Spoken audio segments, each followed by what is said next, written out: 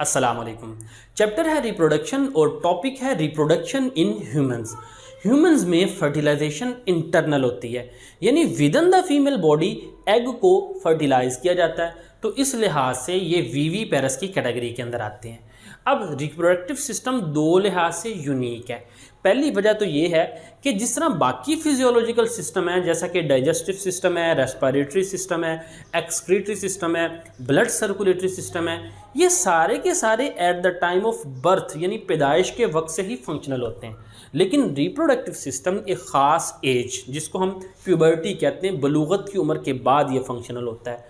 اور دوسری یونیکنس یہ ہے کہ باقی جتنے بھی فزیولوجیکل سسٹم ہیں وہ میل اور فیمیل میں تقریباً ملتے جلتے ہیں، کوئی سائز کا یا ویٹ کا فرق ہو سکتا ہے، لیکن ریپروڈکٹیو سسٹم میل اور فیمیل میں ٹوٹلی ڈیفرنٹ ہوتا ہے، بالکل ایک دوسرے سے مختلف ہوتا ہے. اب ہم ریپروڈکشن ان ہیومن میں پہلے ڈسکس کریں گے ریپروڈکشن ان میل، اور فیمیل کو بعد میں ڈسکس کریں گے. پہلے بات کرتے ہیں کہ میل ریپروڈکٹیو سسٹم کے پارٹس کون سے ہیں، حصے کون کون سے ہوتے ہیں. تو میل ریپروڈکٹیو سسٹم کے 4 میجر حصے ہیں. سب سے پہلا حصہ ہم بات کرتے ہیں، یعنی یہ structure and components of mile reproductive system. پہلا پارٹ ہے گونیڈز. گونیڈز کے اندر ٹیسٹیز آ جاتے ہیں جس کو ہم ٹیسٹیکلز بھی کہتے ہیں، اور اگر ہم سنگل کی بات کریں تو سنگل کو ہم کہیں گے ٹیسٹس.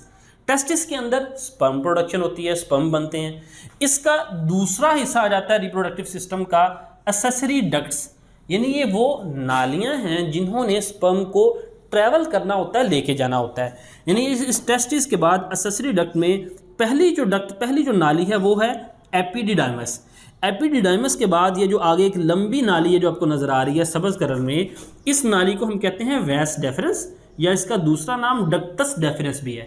اور یہی وہ نالی ہے جس کو ہم سپرم ڈکٹ کہتے ہیں، کیونکہ اس نے سپرم کو ٹریول کرنا ہے. اب دیکھیں، ایپیڈیڈائمس، ویس ڈیفرنس جس کو ہم سپرم ڈکٹ بھی کہتے ہیں. سپرم ڈکٹ جا کے آگے ملتی ہے ایک گلینڈ جسے ہم کہتے ہیں سیمینل ویزیکل. یہاں پہ دیکھیں، یہ گرین کلر میں سپرم ڈکٹ اور یہ بلو کلر میں گلینڈ، یہ دونوں آپس میں فیوز. جب یہ آپس میں ملیں گے نا، اس کے بعد یہ جو نالی بنے گی، یہ جو چھوٹی سی نالی ہے، اسے ہم کہتے ہیں ایجیکولیٹری ڈکٹ. ایجیکولیٹری ڈکٹ. اور ایجیکولیٹری ڈکٹ بعد میں دیکھیں اوپن ہو رہی ہے، یہ اورنج کلر کی ڈکٹ جسے ہم کہتے ہیں یوریتھرا. تو ایسیسری ڈکٹ کے 4 حصے کون کون سے؟ ایپیڈیڈائمس، اس کے بعد یہ ویس ڈیفرنس، اس کے بعد یہ ایجیکولیٹری ڈکٹ، اور پھر یوریتھرا. نیکسٹ اس کا جو تیسرا حصہ ہے وہ ہے ایسیسری گلینڈز. دیکھیں، جب سپرم ایجیکولیٹ ہوتے ہیں تو وہ صرف سپرمز نہیں ہوتے بلکہ اس میں لیکوڈ سیکریشن بھی ہوتی ہے. اب وہ لیکوڈ سیکریشن مختلف گلینڈز ایڈ کرتے ہیں. ان گلینڈز کو ہم دیکھتے ہیں، وہ 3 قسم کے گلینڈ ہیں. ایک یہ جو آپ کو بلو کلر میں نظر آ رہا ہے، یہ ہے سیمینل ویزیکل. دوسرا یہ جو آپ کو بڑا سا پنک کلر میں نظر آ رہا ہے، یہ ہے پروسٹیٹ گلینڈ. اور تیسرا یہ جو آپ کو براؤن کلر میں نظر آ رہا ہے، یہ ہے بلبو یوریتھرل گلینڈ. اسی کو ہم کاؤپرز گلینڈ بھی کہتے ہیں. اور چوتھا حصہ جو ریپروڈکٹیو سسٹم کا ہے وہ ہے کوپولیٹری آرگن. اس کو ہم ایکسٹرنل جینیٹیلیا بھی کہتے ہیں، اور یہ پینس پر مشتمل ہے. یہ تو تھے 4 حصے. اب کچھ سٹرکچر جو باقی بھی یہاں پہ میں نے لیبل کیے ہوئے ہیں جو کہ ریپروڈکٹیو سسٹم کے قریب موجود ہوتے ہیں، ان کو بھی ہم دیکھ لیتے ہیں. یہاں پہ آپ کو یہ جو بلیک کلر میں سٹرکچر نظر آ رہا ہے، یہ دراصل ریکٹم ہے. یہ لارج انٹسٹائن کا آخری پورشن ہوتا ہے، تو یہ ریکٹم ہے. یہ دراصل ریپروڈکٹیو سسٹم کا سائیڈ ویو ہے. تو ریکٹم، یہاں پہ جو انڈائجسٹڈ پارٹیکل خوراک ہوتی ہے وہ یہاں پہ سٹور ہوتی ہے، اور ریکٹم کے بعد آخر میں یہاں پہ یہ اوپننگ ہوتی ہے جسے ہم اینس کہتے ہیں. اینس سے وہ انڈائجسٹڈ فوڈ جو ان سے جسم سے باہر نکل جاتی ہے. اسی طرح یہاں پہ آپ دیکھیں، یہ بلو کلر میں ورٹیبرل کالم کا آخری حصہ جو پیلوک بونز ہیں وہ لیبل کی ہوئی ہیں. اور اسی طرح یہاں پہ دیکھیں، یہ جو بلو کلر کے اندر سمفسس پیوبس، یہ کارٹیلیج ہے جو کہ ہماری یہ جو کولے کی ہڈیاں ہیں ان کو فرنٹ سے آپس میں جوڑتی ہے. اس کو ہم ڈیٹیل میں جو ہیومن اسکیلیٹن ہے اس میں ہم اس کو ڈیٹیل میں ڈسکس کر چکے ہیں. اور دوسرا باقی یہ جو حصے ہیں یہ آگے ایکسپلین ہو جائیں گے. لیکن یہاں پہ ایک غور کرنے کی بات یہ ہے کہ میں نے 2 ڈائیگرامز بنائی ہوئی ہیں.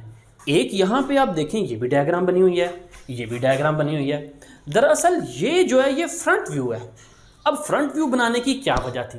دیکھیں، جو ریپروڈکٹیو سسٹم ہے یہ اکیلا کام نہیں کرتا، بلکہ اس کا لنک ہے ایکسکریٹری سسٹم کے ساتھ جس کو ہم یورینری سسٹم کہتے ہیں.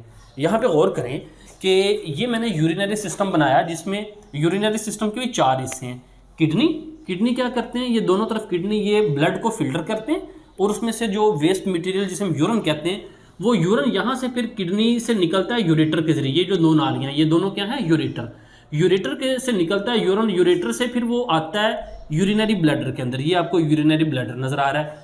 अब यूरिनरी ब्लैडर में यूरिन टेम्पोररी स्टोर होता है और उसके बाद एक ट्यूब, एक नाली के जरिए जिस्म से लीव करता है, जिससे हम यूरेथ्रा कहते हैं। ये जो आपको ऑरेंज कलर में नजर आ रही है, ये यूरेथ्रा है। अब गौर करें, यूरेथ्रा के जरिए यूरिन भी जिस्म से लीव करता है और स्पर्म्स भी यूरेथ्रा के जरिए लीव करते हैं, क्योंकि अभी हमने देखा कि ये टेस्टिस हैं, टेस्टिस में स्पर्म बनते हैं, टेस्टिस में बनने के बाद एपिडिडाइमस, फिर उसके बाद ये जो आपको नजर आ रही है ये वेस्ट डेफरेंस, वेस्ट डेफरेंस के बाद यहाँ पे इजैकुलेटरी डक्ट, और इजैकुलेटरी डक्ट के बाद स्पर्म भी ये यूरेथ्रा के अंदर आके इंटर होते हैं और यूरेथ्रा से लीव करते हैं। तो ये फ्रंट व्यू है और ये साइड व्यू है, यानी आप कह लें कि ये वेंट्रल व्यू है और ये लेटरल व्यू है। ये क्रॉस सेक्शन, एक तरफ का काट के क्रॉस सेक्शन दिखाया हुआ है। तो अब हम इस क्रॉस सेक्शन वाली डायग्राम की मदद से सारा एक्सप्लेन करेंगे, वन बाय वन एक एक हिस्सा हम एक्सप्लेन करेंगे। इस डायग्राम से ज़्यादा कंफ्यूज मत हो, यानी यहाँ पे बहुत ज़्यादा चीज़ें लेबल की हुई हैं, जस्ट फॉलो मी, गौर से एक एक चीज़ मैं समझाऊंगा आपको। जिस तरह यहाँ पे ये यूरिनरी ब्लैडर है, यहाँ पे ये जो रेड कलर में ये यूरिनरी ब्लैडर मैंने बनाया हुआ है, जिसमें ये देखें ये यूरेटर जो सी है ये आ रही है। दरअसल यूरेटर देखेंगे साइड से होके यूरिनरी ब्लैडर में आ रही है ना, तो यहाँ पे यूरेटर पीछे से इसमें इंटर हो रही है। सबसे पहले हम बात करते हैं गोनेड्स की। Gonads are the primary reproductive organ, बुनियादी रिप्रोडक्टिव ऑर्गन गोनेड है, जिसके अंदर स्पर्म्स और एग बनते हैं। मेल गोनेड्स को हम टेस्टिस कहते हैं और फीमेल गोनेड्स को ओवरीज कहते हैं। ओवरीज में एग बनता है और टेस्टिस में स्पर्म बनते हैं। अब फीमेल के अंदर जो ओवरीज हैं वो विदिन द एब्डोमेन के अंदर होती हैं, लेकिन मेल के अंदर जो टेस्टिस है ये आउटसाइड द एब्डोमेन। देखें गोनेड्स मेल जो कि सिचुएटेड आउटसाइड द एब्डोमेन से बाहर हैं, और ये एक पाउच, स्किन पाउच है जिसके अंदर ये बंद होते हैं, उसको हम कहते हैं स्क्रोटम। यानी टेस्टिस एक झिल्ली के अंदर बंद होते हैं जिसको हम स्क्रोटम कहते हैं। अब स्क्रोटम जो सी है ये स्ट्रेचेबल होती है, लेकिन यहाँ पे एक सवाल पैदा होता है कि फीमेल गोनेड्स बॉडी के अंदर हैं और मेल गोनेड्स जो से हैं टेस्टिस की शक्ल में बाहर हैंग कर रहे हैं, बाहर है। क्यों? उसकी वजह ये है कि स्पर्म प्रोडक्शन का अमल, स्पर्म प्रोडक्शन के लिए जो आइडियल ऑप्टिमम टेम्परेचर है वो है 35 डिग्री सेंटीग्रेड। अब हमारा बॉडी टेम्परेचर कितना है, वो है 37 डिग्री सेंटीग्रेड। तो स्पर्म प्रोडक्शन के लिए हमारे बॉडी टेम्परेचर से 2 डिग्री सेंटीग्रेड कूलर इन्वायरमेंट चाहिए, कम इन्वायरमेंट चाहिए। इसी वजह से इन टेस्टिस को बॉडी से थोड़ा सा बाहर इस स्क्रोटम के अंदर रखा जाता है ताकि टेम्परेचर बॉडी की निस्बत थोड़ा सा कम हो और स्पर्म प्रोडक्शन जो सी है वो आइडियली हो सके।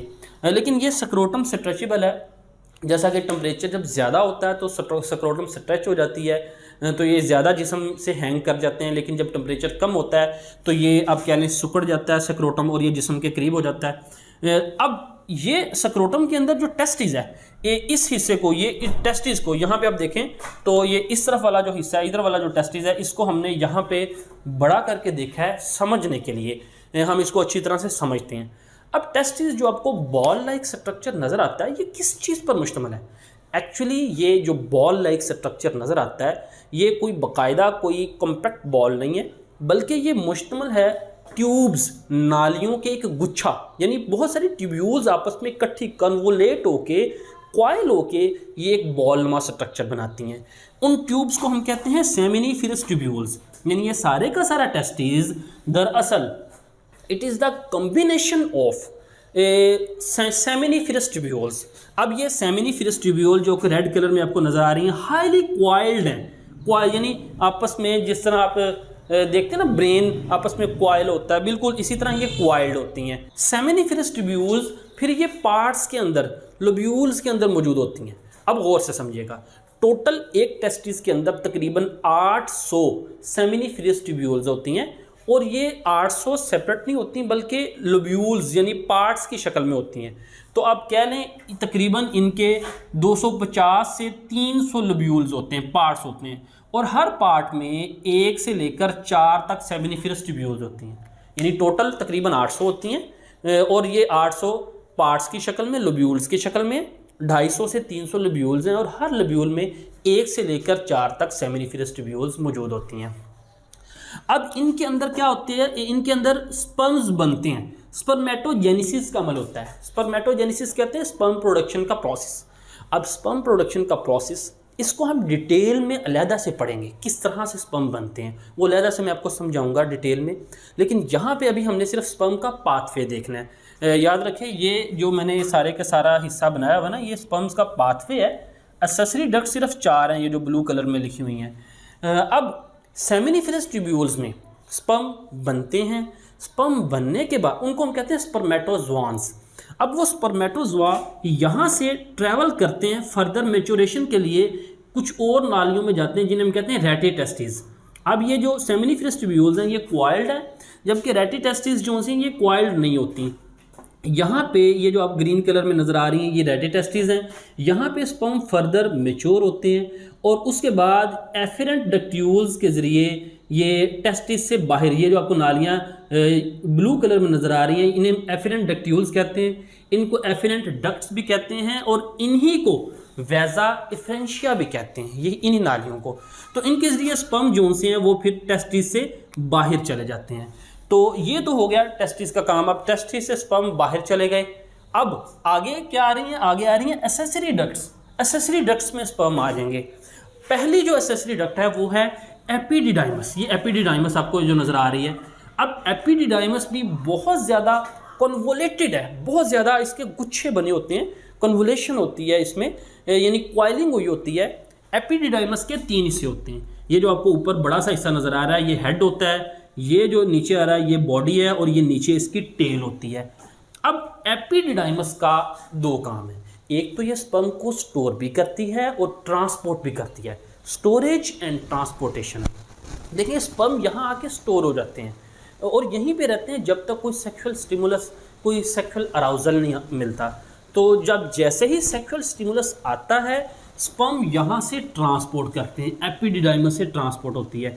तो एपिडिडाइमस से स्पर्म ट्रांसपोर्ट होके आगे आएंगे, आगे जो ये जो नाली है उसे हम कहते हैं वैस डेफरेंस। वैस डेफरेंस में आएंगे, यहाँ से हम आगे आ जाते हैं अपनी इधर डायग्राम में कि ये टेस्टिस में सेमिनिफरस ट्यूब्यूल में स्पर्म बने, एपिडिडाइमस में आए, एपिडिडाइमस में स्टोर हुए, यहाँ पे उन्होंने स्टोरेज, फिर यहाँ से ट्रांसपोर्ट होंगे, किस में आ जाएंगे ये वैस डेफरेंस में, ये जो नाली वैस डेफरेंस जिसको हम स्पर्म डक्ट भी कहते हैं। अब वैस डेफरेंस से जाके स्पर्म किस में आएंगे, इजैकुलेटरी डक्ट के अंदर। क्योंकि मैं आपको पहले ही बता चुका हूँ कि जैसे ही वैस डेफरेंस और सेमिनल वेजिकल आपस में देखिए मिल रही हैं, जब ये मिलेंगी तो आगे जो शॉर्ट डक्ट बनती है इसे हम कहते हैं इजैकुलेटरी डक्ट। इजैकुलेटरी डक्ट में स्पर्म आगे, इजैकुलेटरी डक्ट से स्पर्म आगे जाएंगे यूरेथ्रा के अंदर, यूरेथ्रा के ज़रिए ये जिस्म से यानी पीनस के ज़रिए जिस्म से लीव कर देंगे। अब ये जो यूरेथ्रा है ना, यूरेथ्रा को हम यूरिनो जेनिटल ट्रैक्ट भी कहते हैं। 2 लफ्ज़ यूरिनो जेनिटल, यूरिनो से मुराद यूरेथ्रा ही के ज़रिए यूरिनेशन होती है। यूरन भी देखें, ये जो यूरिनरी ब्लैडर है यहाँ से यूरन भी यूरेथ्रा के ज़रिए जाएगा, और यहाँ से इजैकुलेटरी डक्ट से आने वाले जो स्पर्म्स हैं वो भी यूरेथ्रा के ज़रिए जाते हैं। तो ये एक तो जेनिटल ऑर्गन्स, यानी जेनिटल ऑर्गन जो स्पर्म्स को रिलीज़ करता है वो भी यही यूरेथ्रा, और यूरन को भी यही रिलीज़ करती है। इसी वजह से इसे हम कहते हैं यूरिनो जेनिटल ट्रैक्ट, ये दोनों काम कर रही है। अब यहाँ से स्पर्म लीव कर गए जिस्म से बाहर। अब क्या जब स्पर्म जिस्म से निकलते हैं वो सिर्फ स्पर्म्स ही होते हैं या उसमें कोई और, देखें उसमें वाइट सिक्रीशन, वाइट मटेरियल होता है, उसमें और भी लिक्विड सिक्रीशंस होती हैं, वो कहाँ से आती हैं? अब वो लिक्विड सिक्रीशंस जो सी हैं वो आ रही हैं एसेसरी ग्लैंड्स के ज़रिए। अब हम एक एक एसेसरी ग्लैंड्स को मैं बताता हूँ, उसको एक्सप्लेन करता हूँ। नंबर 1 जो एसेसरी ग्लैंड है वो है सेमिनल वेजिकल। ये जो आपको नज़र आ रहा है ब्लू कलर के अंदर, सेमिनल वेजिकल अपनी सिक्रीशन ऐड करेगा स्पर्म के साथ, ये सेमिनल वेजिकल। यहाँ पे सॉरी एक पॉइंट ये देखें, ये जो सेमिनिफरस ट्यूब्यूल्स के अंदर जो सेल्स मौजूद होते हैं ना उन्हें हम कहते हैं इंटरस्टिशियल सेल या लेडिंग सेल। इंटरस्टिशियल सेल या लेडिंग सेल, ये इंटरस्टिशियल सेल्स 2 काम करते हैं। एक तो इनका काम है स्पर्म प्रोडक्शन को कंट्रोल करना, यानी हेल्दी सक्सेसफुल स्पर्म प्रोडक्शन में इन्वॉल्व होते हैं, और दूसरा ये हार्मोन पैदा करते हैं जिसमें कहते हैं टेस्टोस्टेरोन। وہ ہارمون سیکنڈری سیکس کریکٹر پیدا کرتا ہے. مثلا میل کے اندر جو سیکنڈری سیکس کریکٹر ہیں وہ ایک خاص عمر کے بعد یعنی پیوبرٹی کے بعد چہرے پہ بال آنا, سینے پہ زیر ناف بال آنا, اور اسی طرح آواز میں تبدیلی آ جانا, اور اسی طرح ریپروڈکٹیو سسٹم جو ہے پینس وغیرہ اس کی انلارجمنٹ, یہ سیکنڈری سیکس کریکٹر کے اندر آ جاتا ہے. تو یہ انٹرسٹیشیل سیل جو ہیں وہ سیکنڈری سیکس کریکٹر پیدا کرتے ہیں.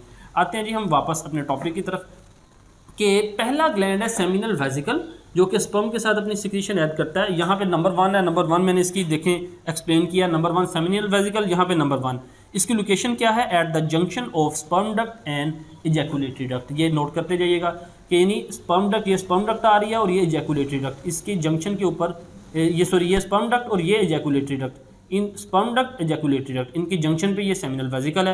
اس کا کام کیا ہے, اس میں میوکس ہوتا ہے, فرکٹوز, پروٹینز اور پروسٹاگلینڈینز, یہ اس کے سیکریشنز ہیں. یعنی میوکس جو سی ہے یہ لیکوڈ میڈیم فراہم کرتی ہے سپرمز کو.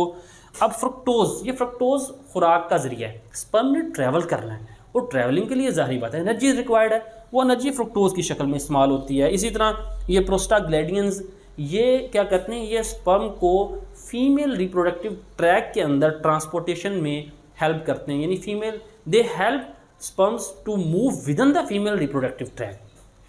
دوسرا گلینڈ ہے, یہ جو آپ کو بڑا سا گلینڈ نظر آ رہا ہے پنک کلر میں, اسے ہم کہتے ہیں پروسٹیٹ گلینڈ. اس کی لوکیشن کیا ہے, پروسٹیٹ گلینڈ انسرکل دا یوریتھرا جسٹ بلو دا بلیڈر. یہ یورینری بلیڈر سے بالکل نیچے یہ جو یوریتھرا نکل رہا ہے اس کو اس نے کیا کیا ہوا, انسرکل کیا ہوا ہے. یہاں پہ دراصل 2 ڈائمینشنل ڈائیگرام ہے, 3 ڈائمینشنل ڈائیگرام میں پتہ یہ مطلب اس نے یوریتھرا کو گھیرے میں لیا ہوتا ہے. اس کا فنکشن کیا ہے, کنٹرول دا یورینیشن. یعنی یہ جو پروسٹیٹ گلینڈ ہے اس کا ایک کام تو یہ ہے کہ یہ یورینیشن کو کنٹرول کرتا ہے, یورن کو الاؤ کرتا ہے نکلنے کے لیے. اور دوسرا نرش اینڈ پروٹیکٹ سپرم, یعنی سپرم کو نرشمنٹ, اس کو خوراک دیتا ہے, اس کو پروٹیکشن دیتا ہے.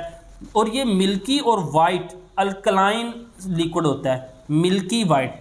یعنی جو سیمن ہے, سیمن کا جو کلر وائٹ ہے وہ دراصل پروسٹیٹ گلینڈ کی سیکریشن کی وجہ سے ہے. یہ ملکی اور وائٹ اور یہ الکلائن ان نیچر ہوتی ہے. تو پروسٹیٹ گلینڈ کی جو سیکریشن ہے وہ الکلائن ہے اور وہ یوریتھرا کی ایسیڈیٹی کو نیوٹرلائز کرتی ہے. نیکسٹ یہ جو آپ کو براؤن کلر میں گلینڈ نظر آ رہا ہے یہ ہے بلبو یوریتھرل گلینڈ, اور اس کو ہم کاؤپرز گلینڈ بھی کہتے ہیں.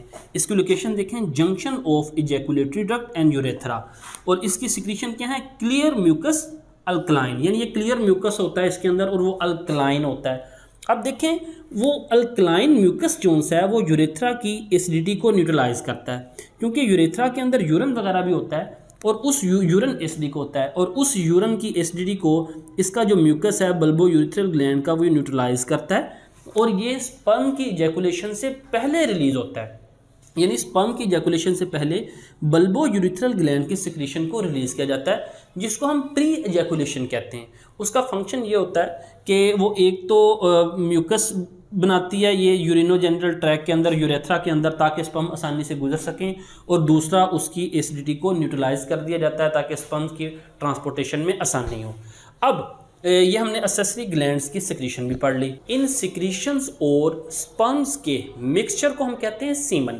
تو سیمن کی ڈیفینیشن یہ بنے گی, it is the white sticky mixture of سپرمز and secretion of اسیسری glands. یعنی اسیسری گلینڈز کی جو سیکریشنز ہیں اور سپرم کا مکسچر اس کو ہم سیمن کہیں گے. اب ایک ہیلدی اڈلٹ میل جب ایجیکولیٹ کرتا ہے تو ایک دفعہ ایجیکولیشن کے نتیجے میں اس میں تقریباً 2 سے 5 ml تک سیمن جون سا ہے وہ ریلیز ہوتا ہے, اور 1 ml سیمن کے اندر 20 سے لے کر 150 ملین تک سپرمز ہوتے ہیں. یعنی ایک ایجیکولیشن میں 2 سے 5 ml سیمن ریلیز ہوتا ہے, اور 1 ml سیمن میں 20 سے 150 ملین سپرم ہوتے ہیں.